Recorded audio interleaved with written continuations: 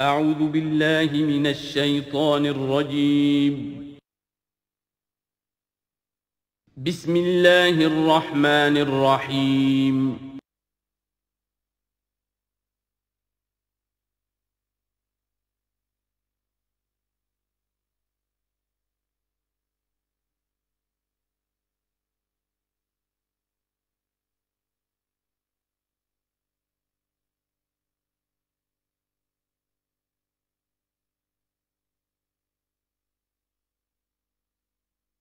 نحمده ونصلي على رسوله الكريم اما بعد فاعوذ بالله من الشيطان الرجيم بسم الله الرحمن الرحيم.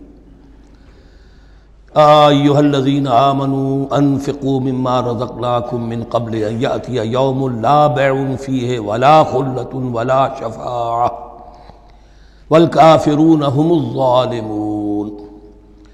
اللہ لا الہ الا هو الحی القیوم لا تأخذه سنة ولا نوم له ما في السماوات وما في الأرض من ذا الذي يشفع عنده إلا بإذنه يعلم ما بين أيديهم وما خلفهم ولا يحيطون بشيء من علمه إلا بما شاء وسع كرسيه السماوات والأرض ولا يؤوده حفظهما وهو العلي العظيم.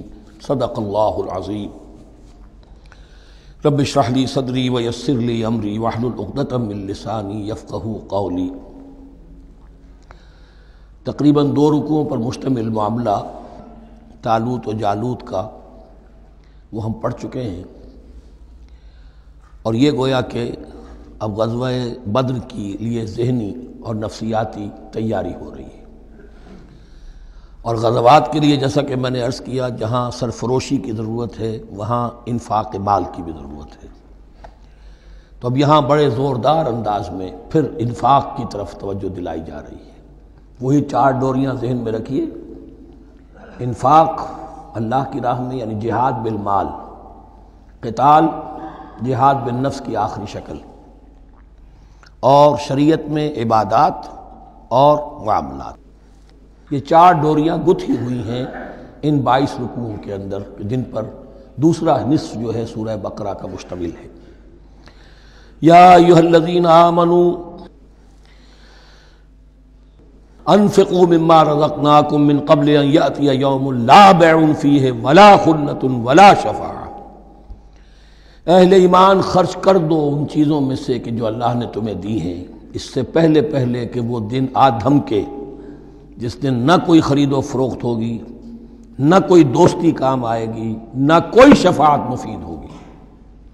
والکافرون هم الظالمون، اور کافر ہی تو ظالم ہیں۔ اب یہاں کافر سے مراد کون ہے؟ کافر اصطلاحی نہیں، کافر معنوی، جو اللہ کے اس حکم انفاق کی تعمیل نہیں کرتا، دیکھتا ہے کہ دین مغلوب ہے، اس کو غالب کرنے کی جد و جہد ہو رہی ہے، اس کی کچھ تقاضے ہیں، مالی ضرورتیں ہیں اس کی، اور اللہ نے اسے قدرت دی ہے، اس میں خرچ کر سکتا ہے اور نہیں کرتا، وہ ہے اصل کافر۔ اس کے بعد وہ آیت آ رہی ہے جو قرآن حکیم کی عظیم ترین آیت ہے، حضور فرمان نبوی صلی اللہ علیہ وسلم، آیت الکرسی۔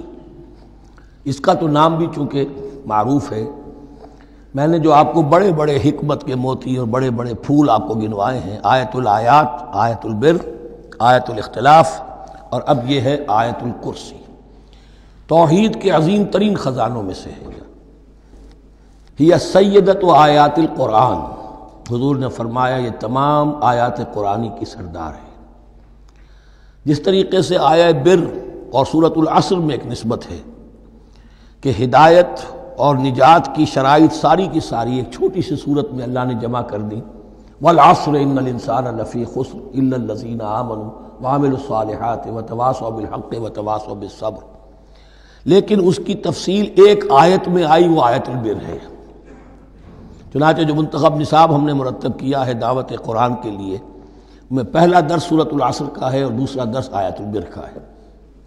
جو نسبت سورۃ العصر میں ہے کہ وہ سورت ہے، یہ آیت ہے، لیکن اس آیت میں کئی صورتیں نکل سکتی ہیں حجم کے اعتبار سے سورۃ العصر کے برابر۔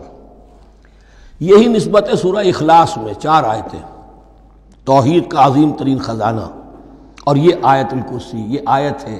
سورہ اخلاص اس میں 4 بن جائیں گی حجم کے اعتبار سے، لیکن اسے حضور نے ثلث قرآن قرار دیا ہے. توحید کے موضوع پر جامع ترین سورۃ الاخلاص، لیکن توحید اور خاص طور پر توحید فی الصفات کے موضوع پر عظیم ترین آیت یہ آیت الکرسی ہے.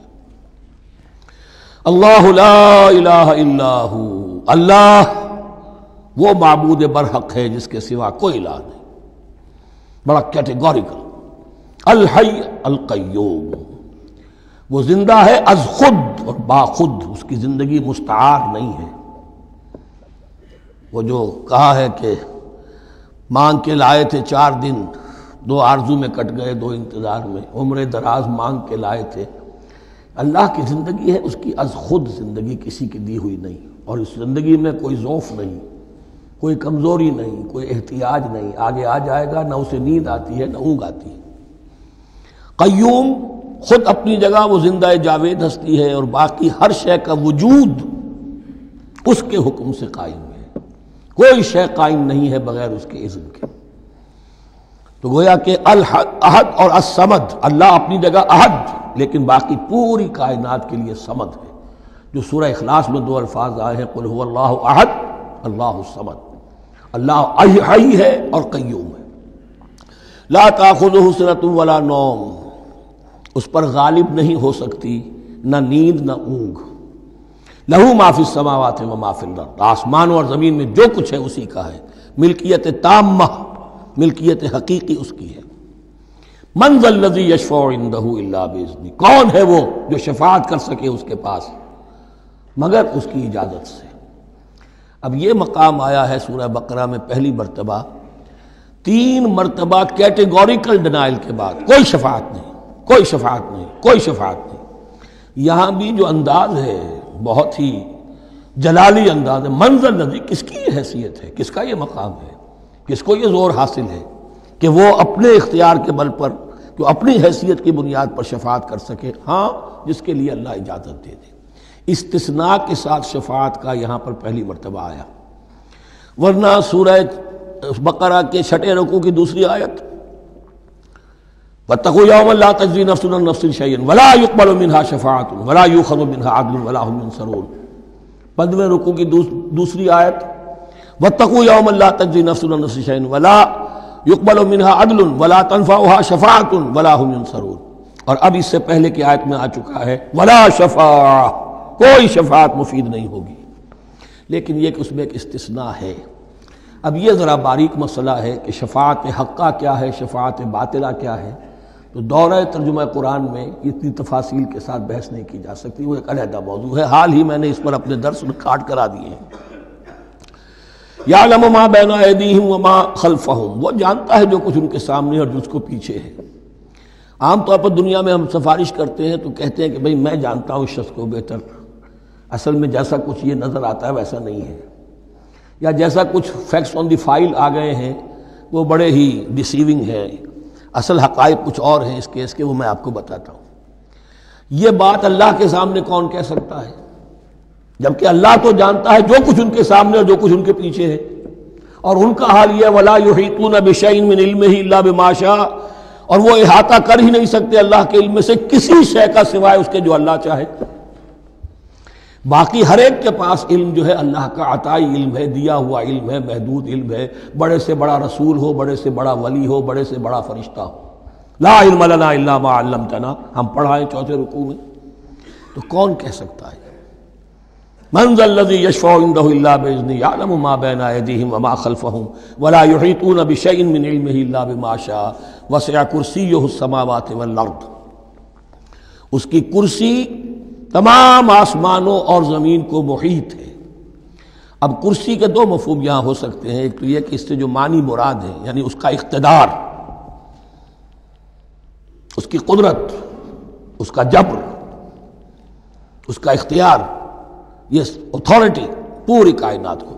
ایک یہ بھی ہو سکتا ہے کہ اللہ تعالیٰ کے لیے ہم نہیں جان سکتے، یہ آیات متشابہات میں سے ہے کہ کوئی شے بھی ہو واقعتاً جس کو ہم اسے کرسی کہہ سکیں.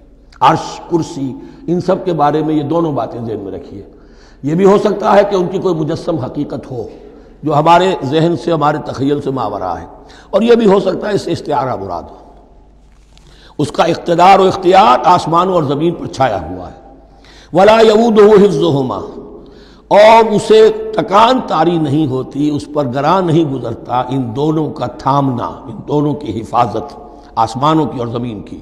وَهُوَ الْعَلِيُّ الْعَظِيمُ، اور وہ العلی ہے، بلند و بالا اور عظیم ہے، بڑی عظمت والا۔ یہ آیت الکرسی سیدۃ آیات القرآن، تمام آیات قرآنی کی سردار اور توحید الہی کا ایک بہت بڑا خزانہ۔ لا اکراہ فی الدین، دین میں کوئی جبر نہیں ہے، یعنی یہ کہ کسی بھی شخص کو نہ کبھی جبراً مسلمان بنایا جائے گا، نہ کبھی بنایا گیا۔ استثناءات ہو سکتے ہیں، کسی کا ذاتی کوئی عمل ہو، فعل ہو، کسی نے کیا ہو۔ اسلام میں کسی فرد کو جبراً مسلمان بنانا حرام ہے، لیکن اس آیت کا یہ مطلب نکال دینا کہ نظام باطل کو بھی ختم کرنا جو ہے، اس میں کوئی طاقت استعمال نہیں ہو سکتی، یہ حماقت ہے پرلے درجے کی۔ نظام باطل نظام ظلم ہے، ایکسپلائٹ کر رہا ہے لوگوں کو، اللہ اور بندوں کے درمیان حجاب بن گیا ہے، پردہ بن گیا ہے۔ نظام کو طاقت کے ساتھ ختم کرنا فرض ہے مسلمان کا۔ طاقت نہیں ہے تو ٹھیک ہے، طاقت حاصل کرنے کی کوشش کرتا رہے، لیکن جو مسلمان نظام باطل کو ختم کرنے کی آرزو اور ارادے سے خالی ہے، اس کے دل میں یہ ارادہ نہیں ہے، اس کے دل میں ایمان نہیں ہے۔ طاقت اور جبر نظام کو ختم کرنے پر صرف کیا جائے گا، کسی فرد کو مجبوراً مسلمان نہیں بنایا جائے گا۔ یہ ہے اصل میں اس آیت کا مفہوم۔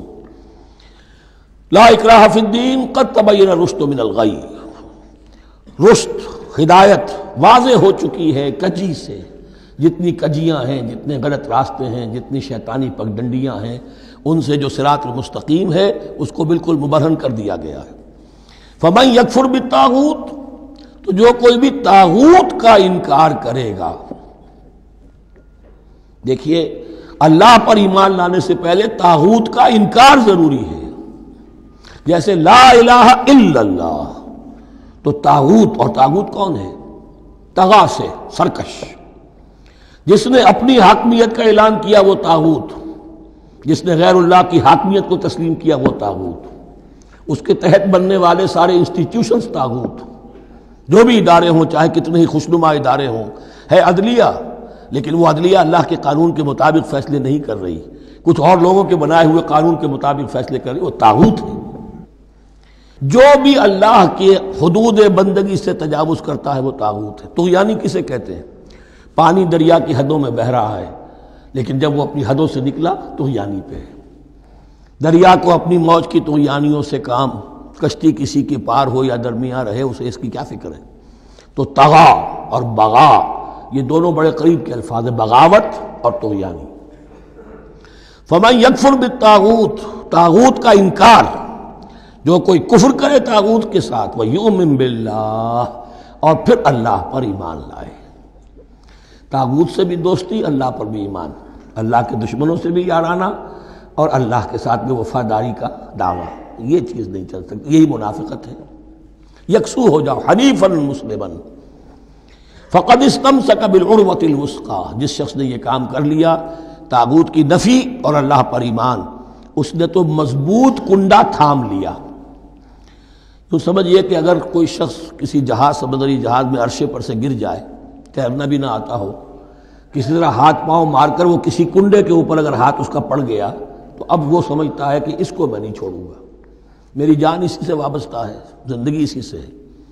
تو وثقہ، وہ کنڈا اگر کمزور ہے تو پھر گیا، وہ اس کے وزن سے کنڈا ہی نکل گیا، لیکن وہ کنڈا کے جو مضبوط ہے، فقد استمسک بالعروۃ الوثقی، اس نے تو بڑے مضبوط کنڈے پر ہاتھ ڈال دیا ہے، یعنی طاغوت کا انکار اور اللہ پر ایمان، اس نے تھام لیا ہے بہت مضبوط کنڈا۔ اسی لیے ایک حدیث میں آتا ہے اوثق العراء کلمۃ التقوی، یہ جو عروہ کی جمع ہے عراء، اور وثقہ اوثق جو ہے اس کا مذکر ہوگا۔ تمام کنڈوں میں سب سے بڑا مضبوط کنڈا جو ہے وہ تقوی کا کنڈا ہے، اس کو تھامو مضبوطی کے ساتھ۔ لا اکراہ فی الدین قد تبین الرشد من الغی فمن یکفر بالطاغوت ویؤمن باللہ فقد استمسک بالعروۃ الوثقی لن انفصام لہا، وہ کبھی علیحدہ ہونے والا، ٹوٹنے والا نہیں ہے، یہ کنڈا بہت مضبوط ہے۔ واللہ سمیع علیم، اللہ سب کچھ سننے والا، جاننے والا ہے۔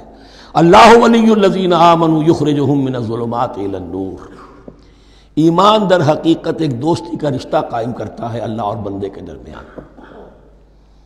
اللہ ولی ہے اہل ایمان کا، یہ ولایت باہمی ہے، دو طرفہ ولایت ہے۔ بندہ اللہ کا ولی بن جائے، ولی اللہ، الا ان اولیاء اللہ لا خوف علیہم ولا هم یحزنون، اللہ بندے کا ولی ہے، دوستی دو طرفہ ہے۔ اللہ ولی الذین آمنوا یخرجہم من الظلمات الی النور، اللہ پشت پناہ ہے، مددگار ہے، دوست ہے ان کا کہ جو ایمان لائے، اور انہیں نکالتا رہتا ہے ظلمات، اندھیروں کے مختلف شیڈز میں سے نور کی طرف۔ یہ آپ نوٹ کریں گے قرآن میں نور ہمیشہ تنہا آتا ہے، واحد، انوار کا لفظ قرآن میں نہیں ہے۔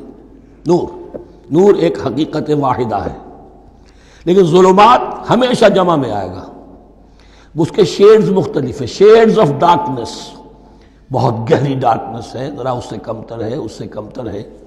تو جتنے بھی شیڈز ہیں، کفر کا ہے، شرک کا ہے، الحاد کا ہے، مادہ پرستی کا ہے، ایگنوسٹسزم کا ہے، لا ادریت کا ہے، جتنے بھی فلسفے غلط ہیں، جتنے بھی نظریات غلط ہیں، جتنے بھی عمل کی غلط راہیں ہیں، ان سب کے اندھیاروں سے نکال کر اللہ تعالیٰ اہل ایمان کو ایمان کی روشنی کے اندر لاتا رہتا ہے۔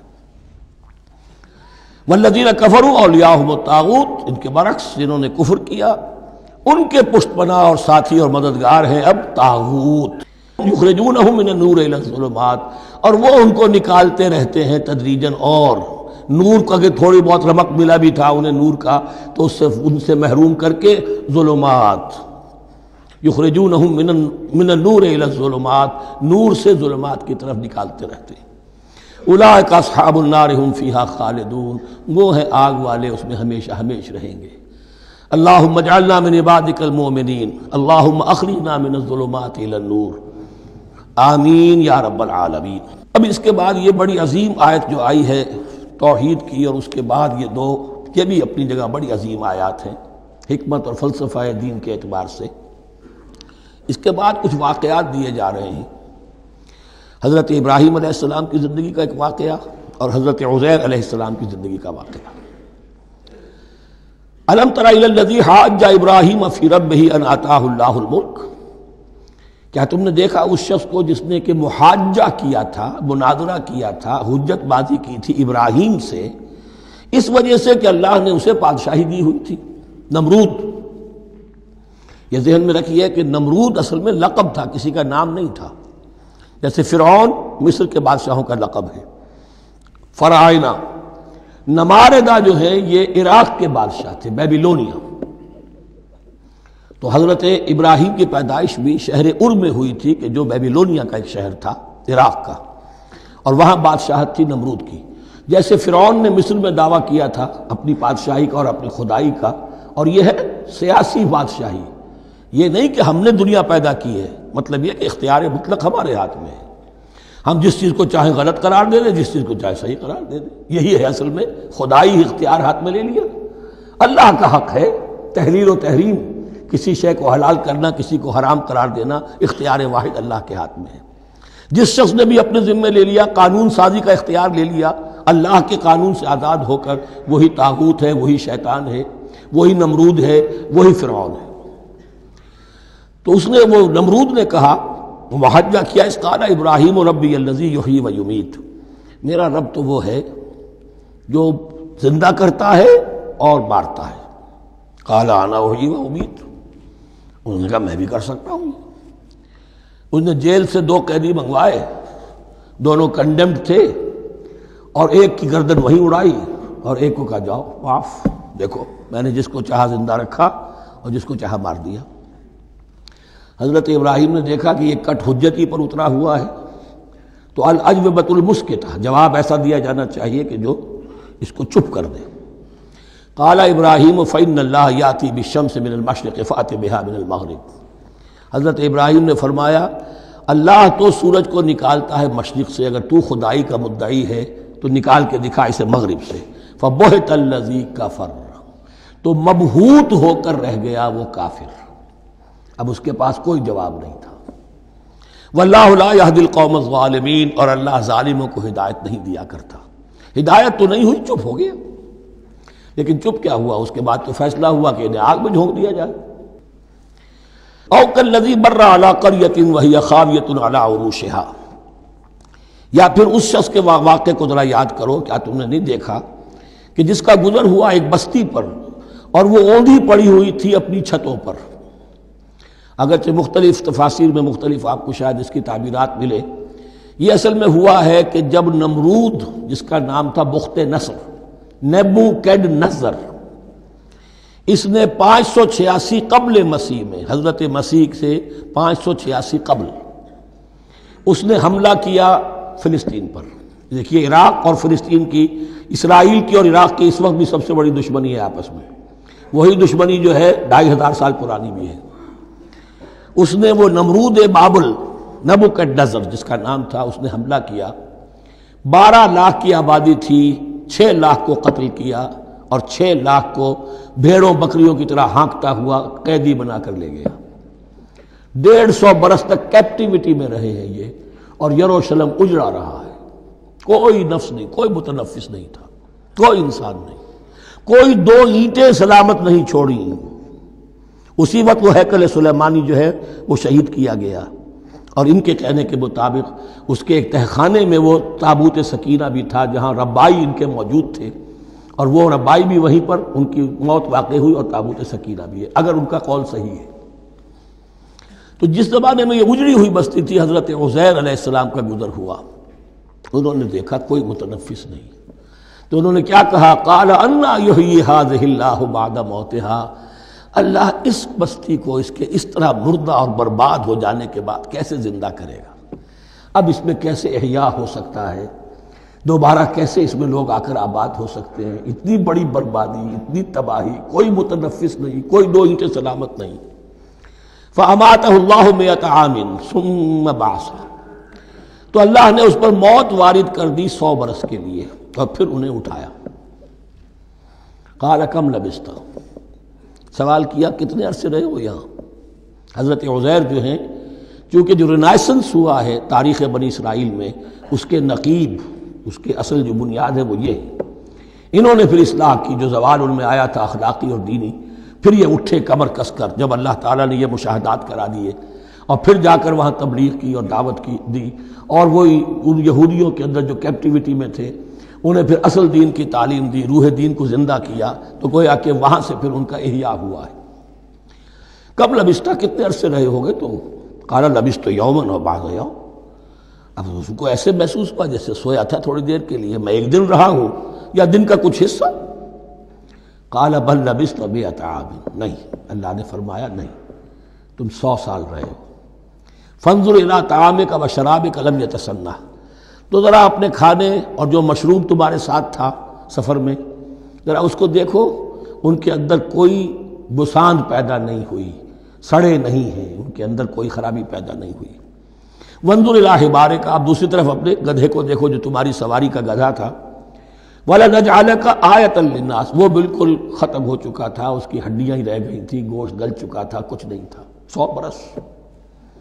وانظر الی حمارک وَلِنَجْعَلَكَ آیَةً لِلنَّاسِ، اور ہمیں تو بنانا ہے تجھے ایک نشانی لوگوں کے لیے، یعنی خود اے عزیر تمہیں ایک نشانی بنانا ہے، اور تمہیں نشانی بنانے کے لیے یہ نشانی ہم تمہیں دکھا رہے ہیں، تاکہ یقین جو ہے، یقین کامل تمہارے اندر پیدا ہو جائے۔ وانظر الی حمارک ولنجعلک آیۃ للناس وانظر الی العظام، اب دیکھو ان ہڈیوں کو، کیف ننشزھا، کیسے ہم انہیں اٹھاتے ہیں، ابھارتے ہیں، وہ ہڈیاں خود ابری اور جڑ کر کھڑی ہو گئی۔ ثم نکسوھا لحما، پھر دیکھو تمہاری نگاہوں کے سامنے اس کو گوشت پہناتے ہیں۔ فلما تبین لہ، جب یہ سب اس کے سامنے واضح ہو گئی بات، مشاہدہ بھی کر لیا، قال اعلم ان اللہ علی کل شیء قدیر، ان کا میں نے پوری طرح جان لیا، مجھے پورا یقین قابل حاصل ہو گیا کہ اللہ ہر شے پر قادر ہے، یعنی وہ اس اجڑی ہوئی بستی کو بھی دوبارہ آباد کر سکتا ہے۔ جو میں نے سمجھا تھا کہ اب یہ کیسے آباد ہوگی، یہ بات نہیں ہے، یہ آبادی اللہ تعالیٰ کے اختیار میں۔ چنانچہ اس کے بعد ہوا، اس لیے کہ اس کے بعد واقعہ تو یہ ہوا کہ جو ایران کا بادشاہ تھا کیخورس یا سائرس، ذو جن کو کہ قرآن مجید ذوالقرنین کہتا ہے، جن کا تذکرہ سورہ کہف میں آئے گا۔ پھر آپ کو معلوم ہے کہ یہ پیلسٹائن، ادھر عراق کے بعد ایران، دشمنیاں تو تھیں کہ اے خورس نے حملہ کیا بابل پر، عراق پر، اور دشمن کا دشمن دوست ہوتا ہے، تو یہودیوں کو اجازت دے دی، کیپٹیوٹی سے نجات دے دی، جاؤ تم واپس جاؤ، اپنا شہر دوبارہ بناؤ۔ چنانچہ وہ گئے اور پھر انہوں نے جا کر وہاں پر 136 سالوں میں ان کی دوبارہ جو ہے یہ بستی بسی، اور پھر یروشلم کو انہوں نے آباد کیا، اور پھر انہوں نے وہاں ہیکل سلیمانی دوبارہ بنایا، جس کو وہ سیکنڈ ٹیمپل کہتے ہیں۔ وہ سن 70 عیسوی میں ٹائٹس رومن جنرل کے ہاتھوں تباہ ہوا تھا، جو اب تک تباہ ہوا پڑا ہے۔ 1927 برس سے ان کا کعبہ زمیں بوس ہے، یہ نوٹ کر لیجئے اس بات کو۔ اسی لیے آگ لگی ہوئی آج دنیا بھر کے یہودیوں کے دلوں میں۔ اب تو ہماری حکومت ہے وہاں پر، ہم اپنا یہ جو بھی کچھ یہاں پر اس احاطے میں بنا دیا گیا ہے سب کو ختم کریں گے اور اپنا ہیکل سلیمانی بنائیں گے۔ اس کے بلو پرنٹس بن چکے ہیں، نقشے بن چکے ہیں، ہر چیز تیار ہے۔ بس کسی دن کوئی ایک دھماکہ ہوگا، کوئی بم جو ہے کہیں پر پلانٹ کیا جائے گا، خبر آ جائے گی کہ کسی فینیٹک نے کہیں وہاں پر جا کر رکھ دیا، جیسے ایک فینیٹک گیا تھا مسجد الخلیل میں اور 70 مسلمانوں کو شہید کر کے خود بھی اس نے خودکشی کر لی تھی، اور ڈاکٹر تھا، امریکن ڈاکٹر گولڈسٹین۔ اسی طریقے کا کوئی فینیٹک جائے گا اور وہ اس کو گرا دے گا، پھر کہیں گے جب یہ گری گیا ہے، جیسے مسجد ایودھیا کا معاملہ ہے، اب گر گئی ہے تو بھائی ہمیں رام مندر بنانے دو، کاہے کو تم اب یہ مسجد کاہے کو بناتے ہو؟ وہ ہوگا، اور یہ میں سمجھتا ہوں کہ چند ہفتوں کی یا چند مہینوں کی بات ہے، یہ ہونے والا ہے فوراً۔ بہرحال یہ تو ہو گیا حضرت عزیر کا قصہ۔ اب اسی طرح کا ایک معاملہ حضرت ابراہیم کا مشاہدہ ہے۔ وَإِذْ قَالَ إِبْرَاهِيمُ رَبِّ أَرِنِي كَيْفَ تُحْيِي الْمَوْتَىٰ، اور یاد کرو جب کہ ابراہیم نے بھی کہا تھا پروردگار ذرا مجھے دکھا دے، مشاہدہ کرا دے، تو مردوں کو کیسے زندہ کرے گا؟ قَالَ أَوَلَمْ تُؤْمِنْ، اللہ تعالیٰ کا سوال جو ہے بڑا بہت تیکھا ہے، تو کیا تم ایمان نہیں رکھتے؟ قَالَ بَلَىٰ، ایمان تو میرا ہے، میں مانتا ہوں ایمان ہے، وَلَٰكِن لِيَطْمَئِنَّ قَلْبِي، پورا دل کا اطمینان چاہتا ہوں، پورا یقین ہو جائے۔ اور یہ انبیاء کا معاملہ ہے، سب کا ہے۔ انبیاء کو چونکہ ایمان اور یقین کا ایک ایسی فرنس بنانا ہوتا ہے کہ جن سے ایمان و یقین دوسروں میں سرایت کرے، تو ان کے ایمان و یقین کے لیے انہیں مشاہدات ایسے کرا دیے جاتے ہیں کہ پھر ان کے لیے وہ ایمان صرف ایمان بالغیب نہیں رہتا، بلکہ وہ ایمان بالشہود بھی ہو جاتا ہے۔ کذالک نری ابراہیم ملکوت السماوات والارض، اسی طرح ہم نے دکھائے ابراہیم کو آسمان اور زمین کے ملکوت، جو بھی ہماری حکومت ہے، جو وہ مخفی حکومت ہے، جو کاسمک ایک اسٹیٹ ہے، اس کی گورنمنٹ ہے اور اس کے تمام اہلکار ہیں، فرشتے ہیں، ہم نے مشاہدہ کرایا ابراہیم کو۔ حضور کو اسی لیے شب معراج میں لے جایا گیا کہ ہر شے کو اپنی آنکھوں سے دیکھ لیں، تو وہ یقین کامل پھر ہو جاتا ہے کہ جس میں کسی درجے میں بھی پھر تو یہ ہے کہ وہ خود ایک بھٹی بن جاتے ہیں ایمان اور یقین کی۔ قال بلا ولكن ليطمئن قلبي قال فخذ اربعة من الطير فصرهن اليك، تو فرمایا اچھا ٹھیک ہے 4 پرندے لے لو، انہیں اپنے ساتھ ملا لو، ہلا لو کہ وہ تمہارے ساتھ تمہاری آواز سن کر آ جایا کریں۔ ثم اجعل على كل جبل منهن جزءا، پھر ان کے ٹکڑے کرو اور ہر پہاڑ پر ایک ایک ٹکڑا رکھ دو۔ تو جو تفسیر میں آتی ہے یہ کہ ان میں سب کا سر علیحدہ کیے، ٹانگیں علیحدہ کی، پر علیحدہ کیے، دھڑ علیحدہ کیے، ایک پہاڑ پر چاروں سر رکھ دیے، ایک پہاڑ پر چاروں کے دھڑ رکھ دیے، ایک پہاڑ پر چاروں کے، اس طریقے سے مختلف اجزاء میں تقسیم کر دیا۔ قال فخذ اربعة من الطير فصرهن اليك ثم اجعل على كل جبل منهن جزءا، پھر ہر پہاڑ پر ان میں سے ایک ایک حصہ رکھ دو۔ ثم ادعوهن، پھر ان کو ذرا پکارو، وہی سیٹی بجاؤ جو تم بجاتے تھے ان کو بلانے کے لیے۔ ثم ادعوهن ياتينك سعيا، وہ دوڑتے ہوئے آ جائیں گے۔ وَاعْلَمْ أَنَّ اللَّهَ عَزِيزٌ حَكِيمٌ، اور جان لو اس بات کو یقین کے ساتھ کہ اللہ تعالیٰ زبردست ہے، کمال حکمت والا۔ اب 2 رکوع آ رہے ہیں انفاق فی سبیل اللہ پر، اور یہ قرآن مجید کا ذروہ سلام ہے انفاق کے موضوع پر۔ لیکن ان کو پڑھنے سے پہلے نوٹ کر لیجئے کہ اللہ کی رضا جوئی کے لیے اپنا مال خرچ کرنا جو ہے، اس کے لیے دین میں کئی اصطلاحات ہیں۔ کھانا کھلانا، یطعمون الطعام علی حبہ مسکینا و یتیما و اسیرا آت المال علی حبہ ذوی القربى والیتامى ایتاء مال اعطاء. پھر اس سے آگے آتا ہے صدقہ، زکوٰۃ، انفاق، قرض حسنہ. یہ 5-6 ٹرمز ہیں، لیکن ان ٹرمز کے اندر ایک تقسیم ذہن میں رکھیے کہ 2 مدیں ہیں بڑی بڑی اللہ تعالیٰ کی رضا جوئی کے لیے مال خرچ کرنے کی. ایک مد ہے غربا، یتامہ، مساکین، محتاج، بیوائیں، ان کے لیے، یعنی ابنائے نو میں سے، یہ آپ کے معاشرے کے اجزاء ہیں، آپ کے بھائی بند ہیں، آپ کے رشتہ دار ہیں، آپ کے اعزاء و اقرباء ہیں، ان کے لیے خرچ کرنا. تو یہ بھی اللہ کو بہت پسند ہے، اس کا اجر ملے گا. یہ بھی گویا کہ اللہ تعالیٰ ہی کے لیے آپ نے خرچ کیا. ایک عین اللہ کے دین کے لیے خرچ کرنا. انفاق کا لفظ اس کے لیے ہے اور قرض حسنہ اس کے لیے. انفاق مال، انفاق فی سبیل اللہ، اللہ کی راہ میں خرچ کرنا، اللہ کے دین کی دعوت کو عام کرنا، اللہ کی کتاب کے پیغام کو عام کرنا، اللہ کے دین کی دعوت کو اس طرح ابھارنا کہ باطل کے ساتھ زور آزمائی کرنے والی ایک طاقت پیدا ہو جائے، ایک جماعت وجود میں آئے، ان کے لیے اساد و سامان فراہم کیے کرنا تاکہ دین کے غلبے کی ہر مرحلے کے جو تقاضے اور ضرورتیں ہیں وہ پوری ہو سکیں. تو جو اس کام میں صرف ہوگا وہ ہے انفاق فی سبیل اللہ یا اللہ کے ذمے قرض حسنہ. تو یہاں اصل میں اس کی بات ہو رہی ہے انفاق کی. مثل الذین ينفقون اموالهم فی سبیل اللہ ہے، مثال ان کی جو اپنے مال خرچ کرتے ہیں اللہ کی راہ میں. عام طور پر یہ فی سبیل اللہ جو ہے وہ سبیل پانی کی بنا دی، وہ بھی سبیل ہے، ٹھیک ہے، وہ بھی سبیل تو ہے، نیکی کا وہ بھی راستہ ہے، سبیل اللہ ہے. لیکن یہ کہ فی سبیل اللہ خرچ جو ہے اس کا بالکل مفہوم اور ہے. وہ صدقہ ہے، خیرات ہے. زکوٰۃ بھی اصلاً جو ہے وہ غریبوں کا حق ہے، لیکن اس میں بھی ایک مد سبیل اللہ کی رکھی ہوئی ہے. اگر تو آپ کے قریب اعزاء و اقارب ہیں، غربا ہیں، تو ان کا حق فائق ہے، پہلے ان کو دی. بہرحال فی سبیل اللہ انفاق.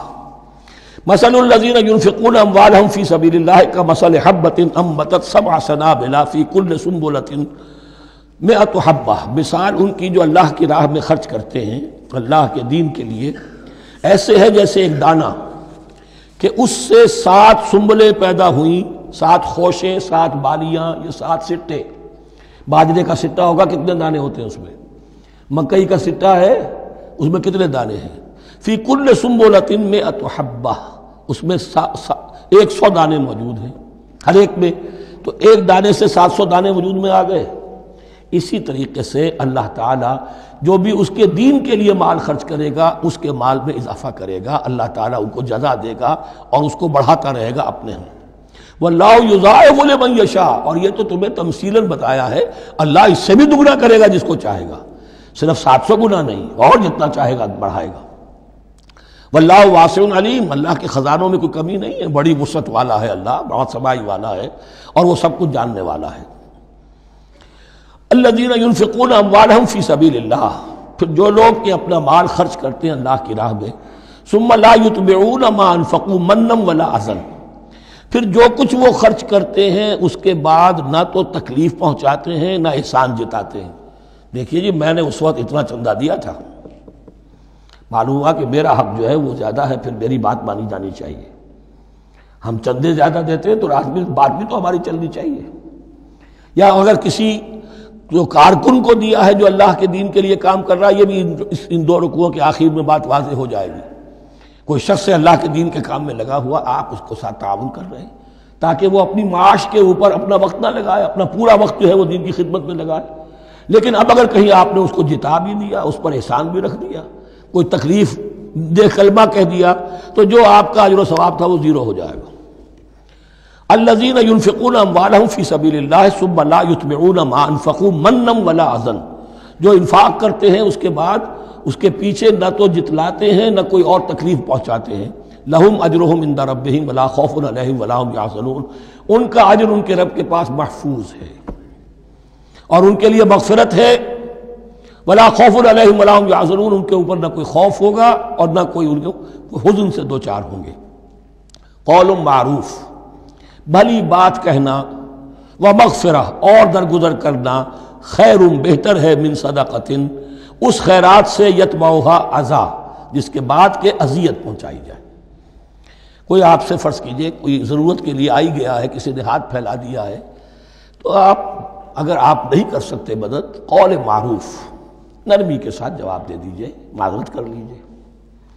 یا یہ ہے کہ اگر کسی سائل نے آپ کے ساتھ درستی کی ہے تو پھر بھی یہ ڈانٹیے نہیں، وَأَمَّا السَّائِلَ فَلَا تَنْهَرْ، پھر بھی یہ ہے کہ مغفرت، معاف کیجئے۔ یہ کہیں بہتر ہے اس سے کہ دے تو دیا، خیر من صدقۃ یتبعھا اذی، اس کے بعد اسے دو چار جملے بھی سنوا دیے، کوئی اور سلواتیں بھی سنا دی اسے، تو اس کا کوئی فائدہ نہیں ہوا۔ واللہ غنی حلیم، اللہ تعالیٰ غنی ہے اور حلیم ہے۔ یہ کیوں کہا گیا کہ تم اگر کسی کو دے رہے ہو تو اصل میں اللہ کو دے رہے ہو۔ ایک حدیث میں آتا ہے کہ اللہ تعالیٰ اپنے بندے سے شکایت کرے گا، اے میرے بندے تیرے پاس مال تھا، میں نے تجھ سے مال طلب کیا تھا، میں بھوکا تھا، میں نے تجھ سے روٹی مانگی، تو نے مجھے کھلایا نہیں۔ بندہ کہے اللہ تو غنی ہے، تجھے بھوک، تجھے احتیاج، کہ وہ جو میرا بندہ تھا جو بھوکا تھا، اس نے جو مانگا تھا تجھ سے وہ میں ہی تھا، اصل میرا بندہ تھا۔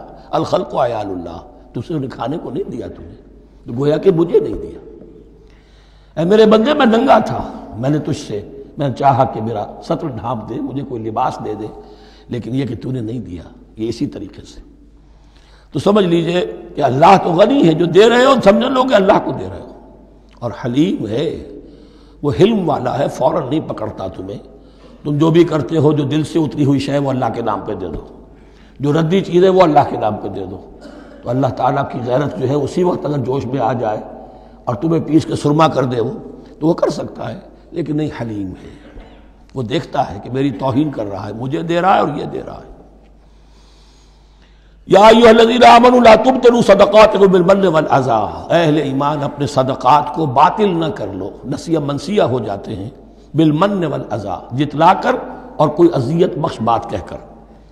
کالذی ينفق مالہ رئاء الناس، ان لوگوں کی طرح، اس شخص کی طرح جو اپنا مال خرچ کرتا ہے لوگوں کو دکھانے کے لیے، دے تو رہا ہے صدقات، چیریٹی ہاؤس، بڑے بڑے ادارے قائم کر دیے ہیں، یہ کہ سب ریاکاری ہے۔ کوئی سرکار دربار میں رسائی کے لیے فاؤنڈیشنز بنے ہوئے، کچھ اپنے وہ ٹیکس بچانے کے لیے، کچھ اور اپنی ناموری، کیونکہ پھر الیکشن بھی لڑنا ہے۔ یہ سارے کام جو ہوتے ہیں اللہ جانتا ہے کس کی کیا نیت ہے۔ لا تبطلوا صدقاتکم بالمن والاذی کالذی ينفق مالہ رئاء الناس ولا یؤمن باللہ والیوم الآخر، جو ریاکاری کر رہا ہے وہ حقیقت میں ایمان نہیں رکھتا اللہ پر اور یوم آخر پر۔ یہ ریا اور یہ ایمان ایک دوسرے کی ضد ہے، جیسا کہ حدیث بار بار سنا چکا ہوں، من صلی یرائی فقد اشرک ومن صام یرائی فقد اشرک ومن تصدق یرائی فقد اشرک۔ جس نے دکھاوے کے لیے نماز پڑھی اس نے شرک کیا، جس نے دکھاوے کے لیے روزہ رکھا اس نے شرک کیا، جس نے دکھانے کے لیے لوگوں کو صدقہ خیرات دیا اس نے شرک کیا۔ ولا یؤمن باللہ والیوم الآخر فمثلہ کمثل صفوان علیہ تراب فاصابہ وابل فترکہ صلدا، تو اس کی مثال اس چٹان کی سی ہے اس پر کچھ تھوڑا سا غبار، کچھ ریت جم گئی تھی، تو اگر کسی چٹان کے اوپر کچھ تھوڑی سی تہ آ گئی ہو مٹی کی، وہاں آپ نے کوئی بیج ڈال دیے، کوئی فصل بھی ہو گئی۔ فاصابہ وابل، اب آیا زوردار ایک بارش کا چھینٹا پڑا، زوردار بھی پڑا، فترکہ صلدا، وہ ساری اوپر کی تھوڑی سی تہ تھی، وہ مٹی بھی بہہ گئی اور آپ کی محنت بھی گئی، وہ آپ کا بیج بھی گیا اور آپ کی فصل بھی گئی۔ وہ چٹان جو ہے چٹیل چٹان وہ اندر سے نکل آئی، یعنی سب کچھ گیا۔ ریاکاری میں اس کا مطلب یہ ہے مال بھی دیا اور حاصل کچھ نہ ہوا، بیج بھی گیا، اور اللہ کے ہاں کسی اجر و ثواب کا سوال ہی نہیں۔ لا یقدرون علی شیء مما کسبوا، جو محنت انہوں نے کی تھی، اس تھوڑی سی مٹی جو جم گئی تھی اس میں بھی کچھ ہل چلایا تھا، کچھ بیج ڈالا تھا، اب اس میں کوئی قدرت انہیں حاصل نہیں ہے، سب کچھ گیا۔ واللہ لا یہدی القوم الکافرین، اور اللہ ایسے کافروں کو ہدایت نہیں دیتا، راہ یاب نہیں کرتا۔ ومثل الذین ینفقون اموالہم ابتغاء مرضات اللہ، اس کے برعکس وہ لوگ، وہی سائملٹینیس کنٹراسٹ، جب ایک ریاکاری کے خرچ کے لیے وہ ایک مثال دی گئی، تمثیل اور تشبیہ دی گئی، تو اب جو واقعتاً اللہ تعالیٰ کے اجر و ثواب کے لیے خلوص و اخلاص کے ساتھ خرچ کرتا ہے اس کے لیے بھی مثال۔ وَمَثَلُ الَّذِينَ يُنْفِقُونَ أَمْوَالَهُمْ ابْتِغَاءَ مَرْضَاتِ اللَّهِ، اور مثال ان لوگوں کی جو خرچ کرتے ہیں اپنے مال اللہ کی رضا جوئی کے لیے، خوشی حاصل کرنے کے لیے، وَتَثْبِيتًا مِّنْ أَنفُسِهِمْ، اور اپنے عزم کی پختگی کے ساتھ، اپنے نفس کی پختگی کے ساتھ، کَمَثَلِ جَنَّةٍ، ان کی مثال اس باغ کی ہے بِرَبْوَةٍ، جو ذرا بلندی پر ہے، باغ ہے، جیسا کہ میں نے عرض کیا نیچرل باغ کا یہی تصور ہوتا تھا، ذرا اونچائی پر جو ہے پلانٹیشن ہے، ندی بہہ رہی ہے کوئی دامن میں جس سے خود بخود اس کو اریگیشن ہو رہی ہے۔ کَمَثَلِ جَنَّةٍ بِرَبْوَةٍ، یہیں سے یہ قادیانیوں نے لفظ ربوہ لے کر اور اپنا وہ شہر بنایا ہے پاکستان میں۔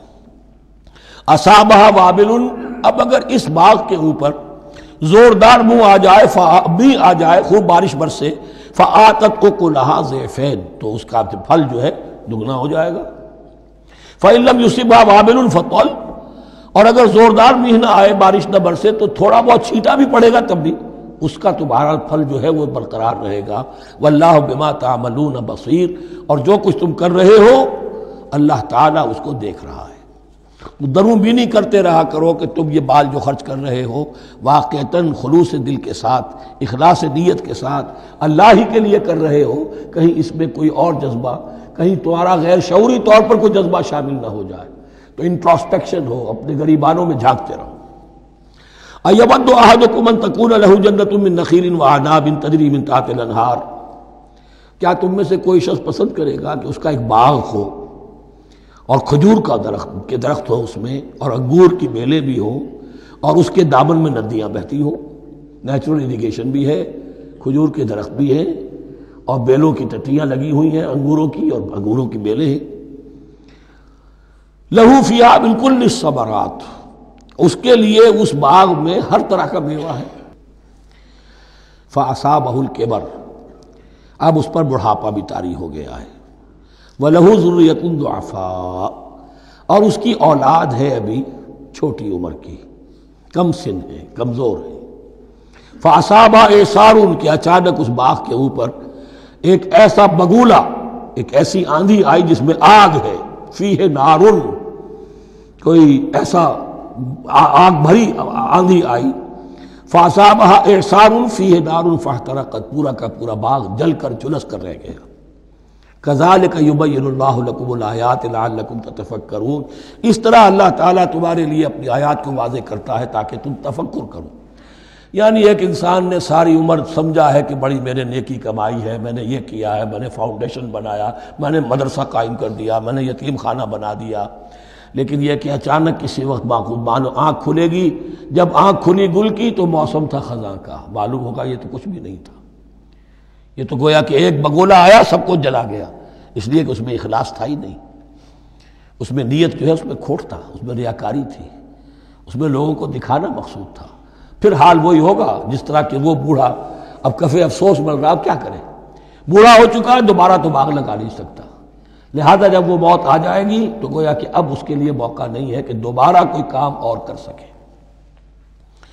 یا ایھا الذین آمنوا انفقوا من طیبات ما کسبتم ومما اخرجنا لکم من الارض، اے ایمان والو خرچ کرو، اللہ کے لیے دینا ہے، اللہ کے دین کے لیے دینا ہے، اللہ کے نام پر دینا ہے۔ من طیبات ما کسبتم، جو چیز تم نے کمائی ہے اس کی اچھی چیز، پاکیزہ چیز، بہتر چیز تو وَمِمَّا أَخْرَجْنَا لَكُم مِّنَ الْأَرْضِ، اور جو کچھ ہم نے نکالا تمہارے لیے زمین سے۔ اب زمین سے ظاہر بات ہے جو بھی نباتات آ رہی ہے، چاہے وہ کوئی چراگاہ ہے تو اس کے اندر سے جو ہے وہ بھی ہریاول ہے تو اللہ نے پیدا کی ہے، کھیت کے اندر آپ نے محنت کی ہے، ہل چلایا ہے، بیج ڈالے ہیں، لیکن یہ کہ فصل کا اگانا تو آپ کے کام ہاتھ نہیں ہے، تو اللہ کے ہاتھ میں ہے۔ تو جو کچھ ہم نے نکالا ہے تمہارے لیے، وَمِمَّا أَخْرَجْنَا لَكُم مِّنَ الْأَرْضِ وَلَا تَيَمَّمُوا الْخَبِيثَ مِنْهُ، اور اس میں سے ردی مال کا ارادہ نہ کرو، تنفقون، کہ اسے خرچ کر دو، زکوٰۃ دینی ہے، عشر دینا ہے، تو جو ردی چیزیں ہیں، اب بھیڑوں بکریوں کا غلہ ہے، ان میں سے اتنی بکریاں نکالنی ہیں، اتنی بھیڑیں ہیں، تو اب جو ذرا کمزور ہیں، لاغر ہیں، بیمار ہیں، نقص والی ہیں، گنتی پوری کرنی ہے نا۔ اسی طریقے سے عشر نکالنا ہے تو گندم کا ڈھیر لگا ہوا ہے، اس میں سے کہیں بارش پڑ گئی تھی، وہ نکال دو۔ ولا تیمموا، تیمم کے معنی یہاں نوٹ کر لیجئے، قصد کرنے کے ہیں۔ ولا تیمموا الخبیث منہ، کہ اس میں سے جو ردی مال ہے جو ناپسند ہے اس کا قصد نہ کرو، تنفقون کہ اسے خرچ کرو، وَلَسْتُمْ بِآخِذِيهِ اور تم ہرگز نہیں ہوگے اس کو لینے والے۔ ایسا بھی تو ہو سکتا ہے کہ تم محتاج ہو جاؤ اور تمہیں ضرورت پڑ جائے، پھر اگر تمہیں کوئی ایسی چیز دے گا تو تم قبول نہیں کرو گے۔ وَلَسْتُمْ بِآخِذِيهِ إِلَّا أَن تُغْمِضُوا فِيهِ الا یہ کہ چشم پوشی کرنے پر مجبور ہو جاؤ، احتیاج اس درجے کی ہو کہ جو بھی مل جائے، ردی مل جائے، اچھا مل جائے، نفیس مل جائے، خبیث مل جائے، جو بھی مل جائے چشم پوشی کرو۔ اس کے سوا آدمی جو ہے وہ اپنے طیب خاطر کے ساتھ جو ہے وہ ردی شے قبول نہیں کر سکتا۔ وَاعْلَمُوا أَنَّ اللَّهَ غَنِيٌّ حَمِيدٌ پھر دیکھیے غنی کا لفظ، جو کچھ دے رہے ہو یہ نہ سمجھو کہ اسے دے رہے ہو، محتاج کو دے رہے ہو، ضرورت مند کو دے رہے ہو، بلکہ یوں سمجھو کہ اللہ کو دے رہے ہو۔ وَاعْلَمُوا أَنَّ اللَّهَ غَنِيٌّ حَمِيدٌ جان لو کہ اللہ تعالیٰ غنی ہے اور حمید ہے۔ حمید یعنی اپنی ذات میں خود محمود۔ ایک کسی شے کی اچھائی یا حسن یا کمال ایسا ہوتا ہے جسے ظاہر کیا جائے، دیکھو بھائی اس میں یہ خوبصورتی ہے، اور ایک وہ خوبصورتی ہوتی ہے جو از خود ظاہر ہے۔ حاجت مشاطہ نیست صورت دلار آمرا۔ تو اللہ تعالیٰ اتنا ستودہ صفات ہے، اتنا محمود ہے اپنی ذات میں کہ وہ خود بخود محمود ہے، اسے کسی حمد کی حاجت نہیں ہے، از خود محمود ہے۔ الشیطان یعدکم الفقر ویامرکم بالفحشاء دیکھو شیطان تمہیں ڈراتا ہے اور تمہیں اندیشہ دلاتا ہے فقر کا، مت خرچ کرو، رکھو، کیا پتہ کیا کل کون سا وقت تم پر آ جائے۔ ویامرکم بالفحشاء اور تمہیں حکم دیتا ہے بے حیائی کے کاموں کا۔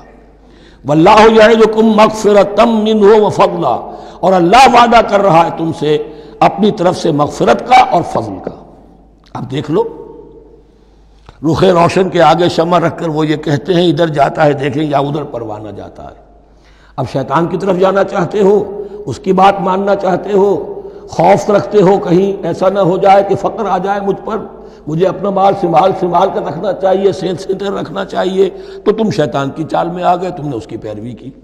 اور اگر تم نے اپنا اللہ کی راہ میں خرچ کر دیا، اللہ پر اعتماد کرتے ہوئے، وہ میری ساری حاجتیں پوری کرے گا، آج کر رہا ہے کل کرے گا انشاءاللہ۔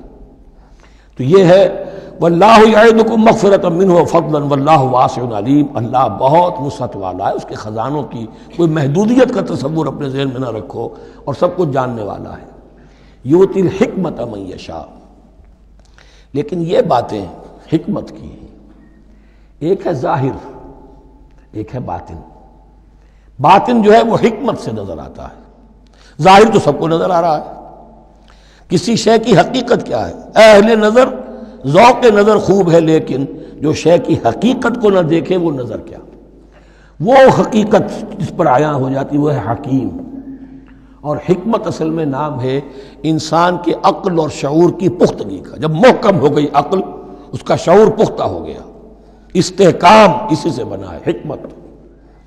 یؤتی الحکمت اللہ تعالیٰ یہ فہم کی پختگی، عقل کی پختگی، شعور کی پختگی، حقائق رسی، حقائق تک پہنچ جانے کی صلاحیت دیتا ہے جس کو چاہتا ہے۔ وَمَنْ يُؤْتَ الْحِكْمَةَ فَقَدْ أُوتِيَ خَيْرًا كَثِيرًا اور جسے حکمت دے دی گئی اسے تو خیر کثیر عطا ہو گیا، اس سے بڑا تو خیر کوئی اور ہے ہی نہیں۔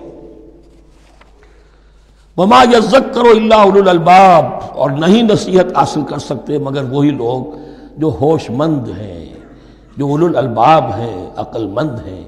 لیکن جو دنیا پر ریجھ گئے ہیں، جن کے سارا دلی اطمینان اسی پر ہے کہ کافی ہے، بینک بیلنس بھی ہے، یہ بھی ہے، وہ بھی ہے، اتنے سٹاکس بھی ہیں، اتنا یہ بھی ہے، اتنا ہمارا جو ہے وہ جو بیلنس شیٹ آئی ہے اس کے ایسیٹس یہ ہیں، اگر اسی پر سارا بھروسہ اور اطمینان ہے تو ظاہر بات ہے وہ اولو الالباب نہیں ہے۔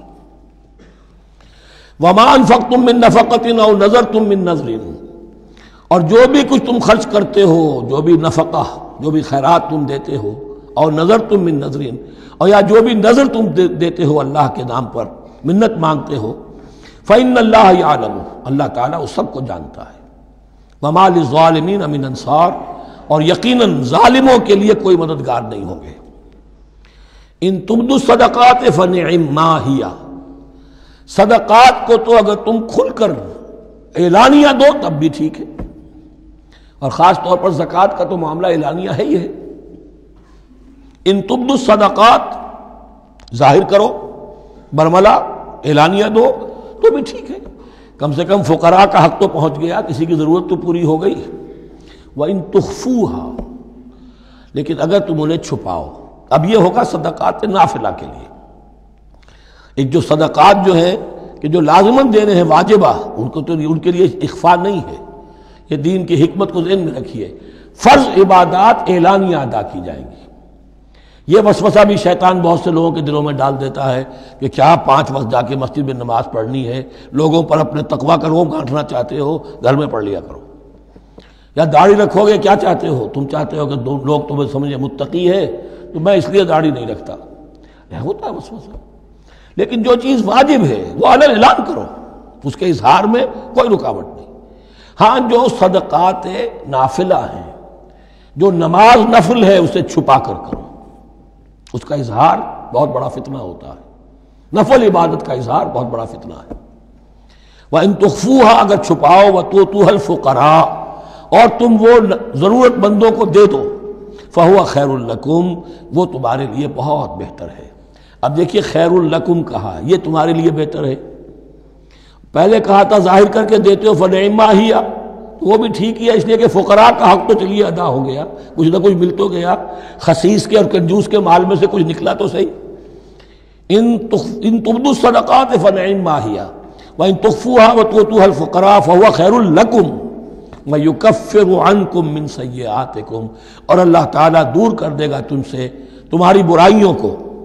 واللہ بما تعملون خبیر، اور جو کچھ تم کر رہے ہو اللہ تعالیٰ اس سے باخبر ہے۔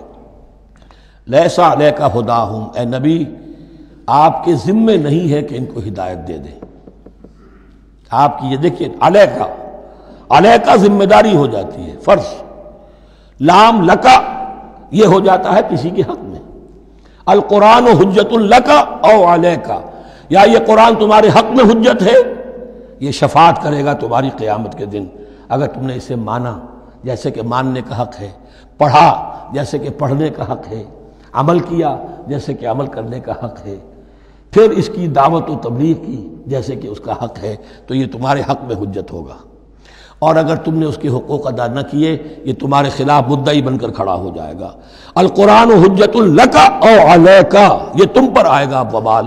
اے اللہ یہ بدبخت مجھے مانتا تھا کہ میں تیرا کلام ہوں، پڑھتا نہیں تھا، مجھے پڑھتا تھا تو جیسے کسی طوطا مینا کو، جو مولانا ماہر قاضی کی نظم ہے، کچھ بول سکھائے جاتے ہیں، رٹائے جاتے ہیں، اس طرح پڑھایا جاتا ہوں اور اس طرح سکھایا جاتا ہوں، وہ اس طریقے سے پڑھ رہے ہیں، کچھ پتہ نہیں۔ 1-2 روپے کا اخبار لائیں گے تو سمجھ کر پڑھیں گے، اللہ کی کتاب کو سمجھ کے پڑھنے کی ضرورت نہیں۔ پڑھا تو عمل نہیں کیا بدبخت نے۔ ما آمن بالقرآن من استحل محارمہ، تو لام اور علا کا یہ استعمال ذہن میں رکھیے۔ لیسا علیک ھداھم، آپ پہ ذمہ داری نہیں ہے ان کی ہدایت کی، آپ پر ذمہ داری تبلیغ۔ ہم نے بھیجا ہے آپ کو، انا ارسلناک بالحق بشیرا ونذیرا ولا تسأل عن اصحاب الجحیم، یہ آیت ہم پڑھ چکے ہیں پہلے حصے میں۔ ولکن اللہ یہدی من یشاء، وہ تو اللہ تعالیٰ ہدایت دیتا ہے جس کو چاہتا ہے۔ وما تنفقوا من خیر فلانفسکم، اور جو بھی خیر، جو بھی بھلائی، جو بھی مال تم خرچ کرو گے وہ تمہارے اپنے لیے بہتر ہے، تمہیں اجر و ثواب ملے گا، تمہیں کو مل جائے گا 700 گنا 1400 گنا۔ وما تنفقون الا ابتغاء وجه اللہ، یہاں یہ فعل مضارع آیا ہے نفی نہیں کے مفہوم میں۔ لا تنفقون، ما تنفقون یعنی تم نہیں خرچ کرو گے مگر اللہ کی رضا کے لیے، تب اجر ملے گا۔ اگر ریاکارانہ خرچ کیا تھا تو کوئی اجر کا کیا سوال، وہ تو شرک بن جائے گا۔ وما تنفقون الا ابتغاء وجه اللہ وما تنفقوا من خیر یوفى الیکم وانتم لا تظلمون، اور جو بھی خیر تم خرچ کرو گے، خیر میں سے جو بھی دولت خرچ کرو گے، یوفى الیکم، پورا تمہیں لوٹا دیا جائے گا، وانتم لا تظلمون، اور تم پر کوئی ظلم نہیں ہوگا، تمہاری کوئی حق تلفی نہیں ہوگی۔ اب آیا ہے آخری ٹیپ کا بند۔ انفاق فی سبیل اللہ کا سب سے بڑھ کر حقدار کون ہے؟ للفقراء الذین احصروا فی سبیل اللہ، وہ ضرورت مند کے جو گھر کر رہ گئے اللہ کی راہ میں، جیسے اصحاب صفہ تھے، بیٹھے ہوئے ہیں، کوئی کام نہیں کر رہے، حضور سے علم سیکھ رہے ہیں، اور جہاں جہاں سے دعوت آ رہی ہے کہ حضور بھیجیے ہمارے ہاں کوئی مبلغین، وہاں سے ان کو بھیجا جا رہا ہے۔ اب وہ معاش کی جد و جہد کرتے تو یہ تعلیم کیسے حاصل کرتے؟ یا اسی طرح دین کی کوئی خدمت ہے، کوئی آپ نے تحریک اٹھائی ہے، اب اس میں آپ کو کچھ نہ کچھ کارکن تو چاہیے، ان کارکنوں کی بھی تو آخر معاش کا ہے درجہ۔ اگر وہ سارا 8 گھنٹے دفتروں میں کھائیں اور وہاں ڈانٹیں بھی سنیں افسروں کی، اور پھر 2 گھنٹے جانا 2 گھنٹے آنا، اب وہ کون سا وقت نکالیں گے دین کے کام کا؟ کیا کریں گے؟ کہاں سے وقت آ جائے گا؟ کچھ لوگ تو ہونے چاہیے جو ہمہ وقت لگ جائیں، لیکن ہمہ وقت تو لگ گئے، لیکن پیٹ تو ان کے بھی ہے، اولاد تو ان کے بھی ہوگی۔ للفقراء الذین احصروا فی سبیل اللہ، جو گھیرے میں آ گئے ہیں اللہ تعالیٰ کی راہ کی جد و جہد میں، جہاد فی سبیل اللہ کی سعی میں، وہ اس طریقے سے مصروف ہو گئے ہیں، لا یستطیعون ضربا فی الارض، اب وہ زمین میں گھوم پھر کر تجارت کرنے کی ان کے اندر ان کے پاس وقت ہی نہیں ہے، نہیں چل پھر سکتے زمین میں اپنی معاش کے لیے۔ یحسبهم الجاہل اغنیاء من التعفف، اب یہ اس طرح کے فقیر تو ہیں نہیں جو لپٹ کر مانگتے ہوں، انہیں عام طور پر جو ناواقف شخص ہے وہ سمجھتا غنی ہے، اس سے کوئی ضرورت ہی نہیں، اس نے کبھی مانگا ہی نہیں، لیکن اس نے مانگا اس لیے نہیں ہے کہ وہ اس طرح کا سائل نہیں ہے، اس طرح کا وہ سوالی نہیں ہے، وہ فقیر نہیں ہے، وہ تو اللہ کے دین کے لیے اپنے آپ کو اس نے لگا دیا ہے۔ یہ تمہارا کام ہے کہ دیکھو، یحسبهم الجاہل اغنیاء من التعفف، وہ جو مانگنے سے رک رہے ہیں اپنی عزت نفس کی حفاظت کی خاطر، اس کی وجہ سے ناواقف آدمی سمجھتے ہیں کہ تو غنی ہے، اسے کوئی ضرورت نہیں ہے۔ تعرفهم بسیماہم، تم پہچان لوگے انہیں ان کے چہروں سے۔ ظاہر بات ہے کہ فقر کا، احتیاج کا اثر چہرے پر تو آ جاتا ہے۔ اگر آپ کو نیوٹریشن صحیح نہیں مل رہی ہے تو باہر ظاہر بات ہے چہرے پر اس کا اثر ہوگا۔ تعرفهم بسیماہم لا یسألون الناس الحافا، وہ لپٹ کر لوگوں سے سوال نہیں کرتے، مانگتے نہیں ہیں، وہ ان سائلوں کی طرح نہیں ہے جو اصل میں اپنی محنت وصول کرتے ہیں، کھڑے ہو کر آپ کے سر ہو کر آپ سے کچھ نہ کچھ نکلوا لیتے ہیں زبردستی، اس طریقے سے تو وہ نہیں مانگیں گے۔ یہ بہت اہم مسئلہ ہے۔ اقامت دین کی جد و جہد میں جو لوگ ہمہ وقت لگ جائیں، آخر ان کے لیے کیا ذریعہ ہو؟ میں یہاں تفصیل میں نہیں جا سکتا، وقت بھی اس چنگ کا ختم ہو رہا ہے، لیکن یہ سمجھ لیجئے کہ یہ 2 رکوع جو ہیں، انفاق کا پورا مضمون، اس کا کلائمیکس جو ہے وہ یہ آیت ہے، للفقراء الذین احصروا فی سبیل اللہ لا یستطیعون ضربا فی الارض یحسبهم الجاہل اغنیاء من التعفف تعرفهم بسیماہم لا یسألون الناس الحافا وما تنفقوا من خیر فإن اللہ بہ علیم۔ اور جو بھی تم دولت مال خرچ کرو گے تو اللہ تعالیٰ اس کے علم میں ہوگا، یہ نہ سمجھنا کہ اللہ کے علم میں نہیں ہے۔ خاموشی کے ساتھ، اخفاء کے ساتھ ایسے لوگوں کے ساتھ تعاون کرو گے تو اللہ تعالیٰ جو ہے تمہیں اس کا پورا بھرپور بدلہ دے گا۔ بارک اللہ لی و لکم فی القرآن العظیم ونفعنی و ایاکم بالآیات والذکر الحکیم۔